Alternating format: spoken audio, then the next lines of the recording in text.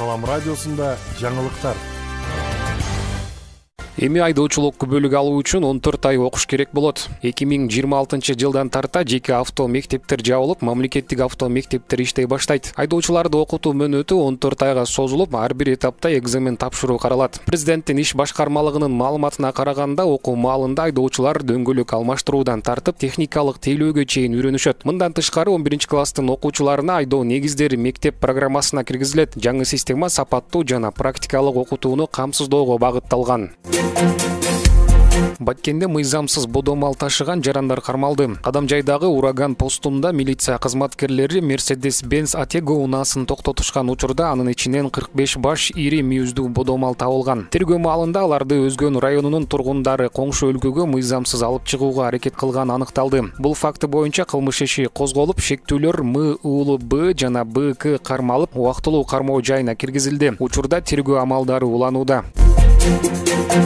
Кыргызстанда жаңы биометрикалык паспорттар бериле баштады. 2025 жылдын 3-ноябрынан тартып өлкөдө жаңы үлгүдөгү биометрикалык паспорттар берилүүдө. Алар ИСАО эл аралык стандарттарына шайкеш болуп, 30дан ашык коргоо элементи, электрондук чип жана биометрикалык маалыматтарды камтыйт. Паспорт 34 барактан турат. Ар бир бетинде Кыргызстандын облустарынын кооз көрүнүштөрү чагылдырылган. Ошондой эле жаңы ID карталар жарыктын түрүнө жараша түсүн өзгөрткөн атайын коргоо бөлүгүнө ээ.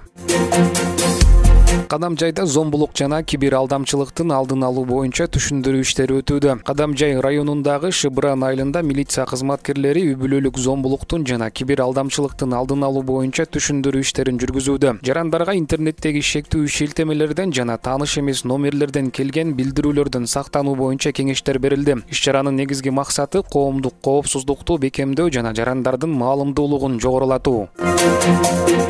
Президент чексиз электр тарифин токтотууну тапшырды. Президент Садыр Жапаров энергетика министри Талайбек Ибраевди калкты чексиз электр тарифини өтөөгө чакыруу аракеттери үчүн катуу сынга алды. Мамлекет башчысы мындай демилге электр энергиясынын тартыштыгы шартында кабыл алынгыс экенин жана социалдык теңсиздикке алып келиши мүмкүн экенин белгиледи. Президент бул тарифти дароо токтотууну жана кыш мезгилинде бардык жарандар үчүн электр энергиясына адилеттүү бирдей жеткиликтүүлүктү камсыздоону тапшырды. 4-5 ноябрда өлкөдө аба ырайы кескин өзгөрөт. Кыргыз гидрометтин маалыматына караганда өлкөдө мезгил менен жаан жаап, айрым жерлерде карга айланат. Тоолуу райондордо катуу жаан-чачын жана туман күтүлөт. Батыштан соккон шамалдын ылдамдыгы секундасына 4-9 метрден, кээ бир аймактарда 15-20 метрге чейин жетиши мүмкүн. Тоо этектеринде жана тоолуу аймактарда жолдор тайгак болот.